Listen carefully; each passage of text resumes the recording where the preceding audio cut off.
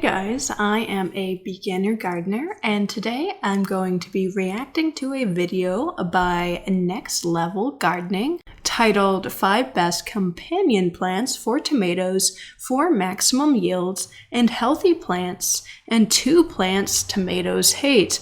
That is an oddly specific title, but I am excited to hear what this video has to offer. Hey guys, it's Brian with California Garden TV and welcome to our first ever Tomato Tuesday. In today's video, we're going to talk about 5 plants, companion plants for tomatoes and why they're so beneficial for healthier plants. We're also going to go over the 2 plants you should never grow with tomatoes. That's all coming. Just wanted to start off the video real quick with an update on my tomato plants. They're in the solo cups and I'm just getting ready to add the next layer of soil. I've seen a lot of people use solo cups for starting their tomato plants, which I think is a very budget-friendly way. Or for my plants, I'm currently using basically whatever materials I have lying around. Yogurt containers are very useful, as are the bottoms of milk jugs for starting seedlings. So any container you can get your hands on, and just make sure you poke a lot of holes in the bottom for good drainage. It works great. Way you don't have to buy some expensive seed trays, especially if you're just starting out. I'm just getting ready to add the next layer of soil. There are 2 extreme thing about tomatoes and I'm assuming why he said getting ready to add the next layer of soil is they're really easy to plant deeper because all the tiny hairs on their stem, I have been told, turn into roots if you plant them in the soil. So even if your tomato plants have gotten a little tall, a little leggy, when you plant them out in your garden or transplant them into another pot, you can just plant the stem really deep. So you will have a stronger tomato plant. when the subject of companion planting comes up. One side is the mystical, magical view that certain plants are just really good friends and they help each other to grow bigger, better, stronger, more fruit. And then there's the other camp on the other end of the spectrum that believes in 100% science, and if there is not 10 double-blind studies to back up that hypothesis, then it doesn't exist. I'm somewhere in the middle, and I hope you are too. I do believe that there are plants, when combined or when planted in proximity to tomatoes. I am also interested in companion planting. I tried some of it last year and it seemed to be helpful, especially putting herbs around a lot of my leafy greens that would otherwise be eaten up by insects. It seemed to help keep the pests away, or even just using the oils of those herbs around the plants if you don't have that many herb plants. I also put basil next to my tomatoes, and I think that is the reason they tasted amazing, because basil is reportedly supposed to help tomatoes taste better. And planting flowers around your plants attracts pollinators, and it also attracts pests to the flowers that would otherwise get on your plants. So I am all for companion planting. Tomatoes and other plants do help that plant grow stronger by providing it protection from certain pests. I also think there are methods that have been passed down through generations. That is another thing. Like, nobody is going to supply the funding, especially if there's not dollar-sign benefits, to test all these companion plants. The money and potential for making money off of it just isn't there when they've got all these pesticides and herbicides that they use instead. There are so many possibilities for companion plants that there's not going to be 10 different studies on whether or not each plant works with another plant. Sometimes you really have to do your own experiments or rely on a knowledgeable gardener or family that has been gardening for generations and has seen the results of some of these companion plants.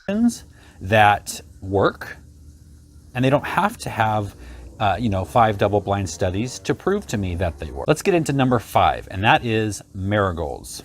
There are very few plants that produce a substance that is toxic to nematodes, specifically root knot nematodes. Root knot nematodes are microscopic round worms that live in the soil and on plant roots. They injure plants by feeding on the root cells with their needle-like mouth parts. That is a pest I had not heard about before. Since I am a beginner gardener, I don't have knowledge yet on all the possible pests, or nor will I probably ever have knowledge on all the pests that can get in the garden. But that is good to know, and it looks like hard to tell because it's killing your plant sight unseen. The roots may have knots or swollen areas, but the effect of the marigold may not be only because of the natural nematicides in it.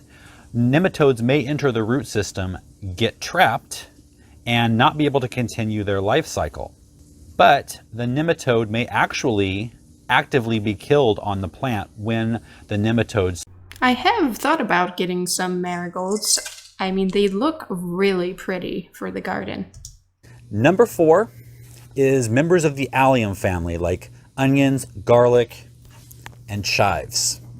Now, according to Cornell University's Home Garden website, members of the Allium family actually put off such an odor that it does repel pests, especially red spider mites. I am going to try to intersperse some of the onions that I have started this year throughout my garden, so that while they're growing, they can act as a potential pest control too. Out of your leaves, and the damage appears as many shiny pale yellow marks on the top of the tomato leaf. Eventually the leaves turn brown and die or fall off. Now, if untreated, it can lead to a very severe issue with actually the formation of webs on the plant. Luckily for me, last year when I planted tomatoes, I did not have any pest problems whatsoever, not even the notorious tomato worms.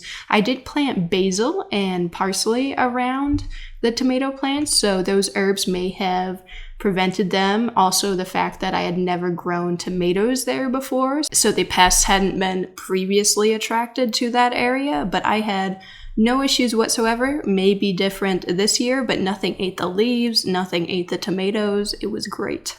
But if you prune them like I do, it actually removes a lot of the lower leaves and branches, which allows plenty of room underneath tomatoes to plant members of the Allium family. Now, garlic, it's a little late when you're getting tomatoes in the ground. Garlic should have already been planted. You can plant garlic beforehand and then plant the tomatoes around it. But right now is the perfect time to plant onions and chives. And so those would be perfect planted. Yeah, I planted my garlic in November. I'll have to see how it turns out. I planted some organic garlic from the store. I was not sure if it was going to come up, but the snow melted and it's all shooting up where I planted it. So I'm excited to see the results of that. It may not produce the biggest garlic bulbs, but I'll see if that works out. And that's great because looking into seed garlic or garden garlic that you actually buy from a seed website, that stuff is really expensive. So if I can get by now using the results of garlic that I bought from the store, that will be great. Number 3 is peppermint. The strong smell of peppermint is known to repel a lot of unsavory and damaging insects. I'm most interested in its ability to repel rodents.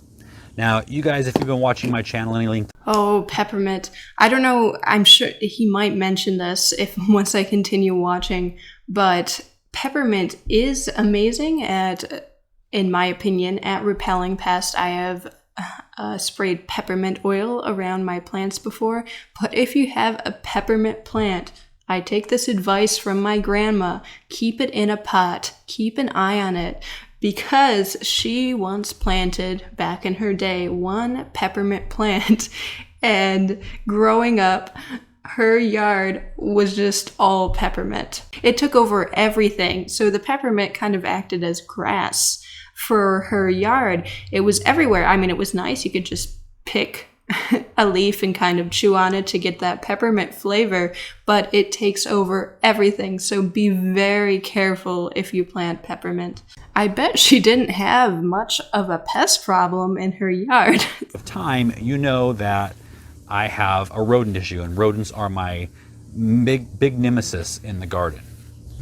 And last year, after I mentioned that for the first time, I got a lot of you viewers telling me about peppermint. And so this year, I'm actually going to be taking some peppermint cuttings and planting them in pots throughout my tomato bed. Now, one word of warning. Mint is all kinds of mint are very invasive. And so you want to make sure they're going to be planted in a pot. And they're actually so invasive, you want to put that pot not directly on the soil. You want to put like a stepping stone or a brick underneath it so that the roots don't escape through the drainage holes and take over your bed. Number 2 is parsley. Now, parsley is used in a ton of cooking recipes, but parsley is actually a really, really good companion plant for almost every garden plant. The reason is it has the ability to attract hoverflies, but you have to let it go to flower, and it will do that this summer. Parsley flowers attract hoverfly, the larvae of which will eat aphids, thrip, and other harmful insects. Some harmful beetles are... Oh, that's great, because I have some parsley in my garden that should flower this year since it's a biennial. ...are also repelled by the presence of parsley. As a side note, swallowtail butterflies lay their eggs on parsley leaves as well, and they will bring a whole new generation of butterflies to grow up in your garden. Now, my favorite companion plant for tomatoes comes in at number 1, and it absolutely has to be basil. Now, just the smell of basil and tomatoes growing together in the garden, that says summer to me. And that's good enough reason to plant them together right there. But basil is also said to repel tomato hornworm. That is probably why I didn't get tomato worms, or the proper name, tomato hornworms, on my plants, because they were just surrounded with basil. Another reason to grow basil, other than the great pesto, is for the flowers. Bees absolutely love basil flowers. Now, the problem with that is, as soon as basil flowers, the leaves become bitter. And so I grow 2 types of basil. I grow green basil, which I keep pinched throughout the summer to keep it from blooming, so it never gets bitter until the very end when I let it go, I had to keep my basil last year pinched a lot because it was so good in the recipes I was cooking, and I didn't want the leaves to get bitter, so I kept cutting it down so it did not flower.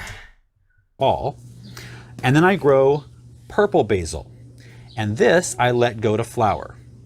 And I'm telling you, the bees come from miles around to find basil flowers. I wonder how purple basil tastes against regular green basil, but since it is very pretty, I suppose using it just as a bee attractor works too. They just swarm it. So it brings in the pollinators to help with your tomatoes and every other plant in the garden. Now, I grow a ton of basil, so I started in these... Wow, those roots are packed. That is a ton of basil. Okay, so real quick, I promised you 2 plants that you should never grow near your tomatoes. The first one are potatoes. Potatoes are very susceptible to blight and are a host for fungi that causes Fusarium and Verticillium wilt, which spread throughout the soil. I've heard that not to grow potatoes near tomatoes, which is terrible since they rhyme. These diseases keep the plants from utilizing water, resulting in leaf wilt and death. And if one crop get the disease, either one of the diseases, the chances are good that the other one will too, especially if they are in close proximity. Also, the root system of potatoes inhibits the growth of tomatoes if they're planted next to each other. The second thing you don't want planted near your tomatoes are walnut trees. Walnut wilt is actually caused by the Walnut trees. I've heard not just tomatoes, I've heard that walnut trees inhibit the growth of just about everything, and you should not plant them around basically anything in general, which is kind of sad because walnuts taste pretty good. uptake of the chemical juglone, which is toxic to tomatoes. Juglone's toxicity to tomatoes directly depends on how close tomato plants are to walnut trees. Tomatoes planted within the tree's root spread, which is 2 to 3 times the circumference of the tree itself, are most susceptible to this disease. Right, in my opinion, that was a very helpful video about companion planting. Be sure to go over to Next Level Gardening's channel and give that video a thumbs up. I will have it linked in the description. Goodbye.